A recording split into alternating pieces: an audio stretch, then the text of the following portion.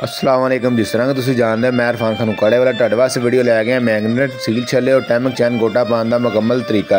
पहले करांगे वाश अच्छे तरीके ने वाश करके चंगी तरह सारा साफ़ हो जाएगा। वाश हो जाएगा तो छल्ले वगैरह सीलें लीक नहीं होंगे। वाश करना लाजमी जे लाजमी वाश करना है। मैगनेट सील छल्ले नाल चेंज करने चाहिए। जो मैगनेट सील छल्ले चेंज करो अच्छी तरह पहले वाश कर लो। वाश करने तो बाद सिलिकॉन वगैरह लगा के फिट करने और सारी तफसील तुहानू वीडियो दिखावांगे।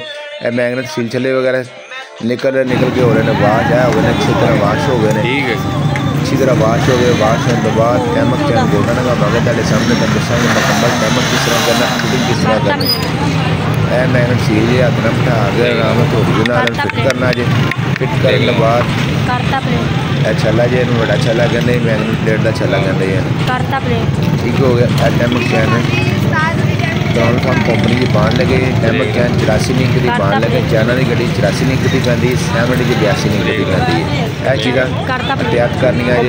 चैनल की गड्डी 86 इंच की ये 7 की 82 इंच की। यह चैन थोड़े सामने लंघी जी। हम कटा गोटा दोने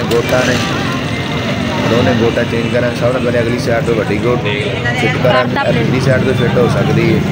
थोड़े सामने पेश करना दबावांगे गोट चली जाएगी अंदर गोट फिट करा कैमरा तो उधर रख कमान किधर गया कमान सेंटर की करके चैन पर चुप के सेंटर बोर्ड का बोर्ड लगावांगे वाला बोर्ड लगा के फुल टाइट करके उस बाद कमरी ला के हला के चेक करना गोट फ्री है कि गोट गलत फिट नहीं हो गई। यह चेक करनी कमरी ला गया थोड़े सामने चेकिंग हो रही। उसके बाद छोटी गोट लानी है ठीक हो गया। छोटी गोल्ड लगा दी लगा के उसके बाद सिलिकॉन लगानी है। सिलिकॉन मैगा ग्रे लगानी है। मैगा ग्रे सिलिकॉन लगा के छोटे छल्ले लगावांगे। छोटे मोटे छल्ले दोनों छोटे लगावांगे लगा के प्लेट सिलिकॉन लगावांगे। सारा सिलिकॉन लगा के करांगे फिटिंग करके प्लेट बिठावांगे। बिठा के उल्टा पेचकस या टीना दोनों साइडों फिटिंग करांगे। बड़ी साइड में मदद सीधे करके पेच लगाएंगे। 2 पेच लगते हैं 4 मुँह वाले। थोड़े सामने 2 पेच लग रहे हैं 4 मुँह वाले। मैगनेट प्लेट कहते हैं कोयला वाली प्लेट भी कहते हैं।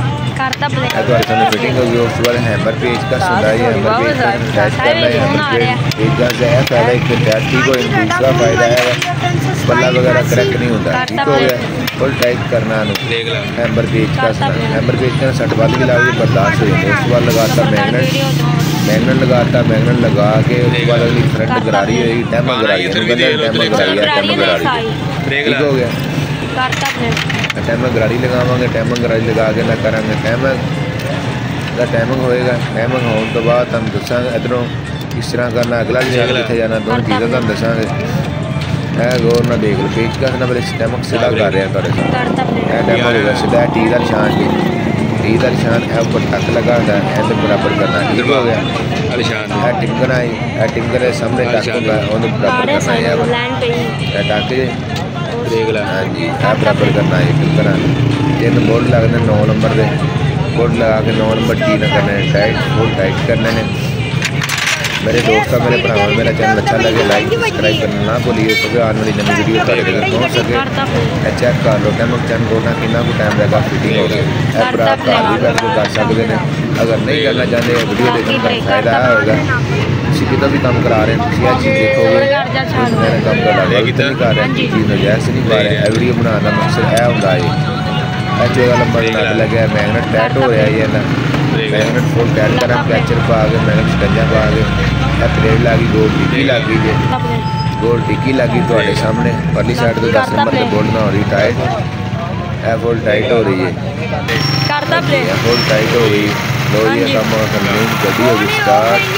सब दोस्तों ने बहुत शुक्रिया सब दोस्तों ने बहुत शुक्रिया। बहुत सारा काम कंप्लीट हो गया। ओके अल्लाह हाफिज़।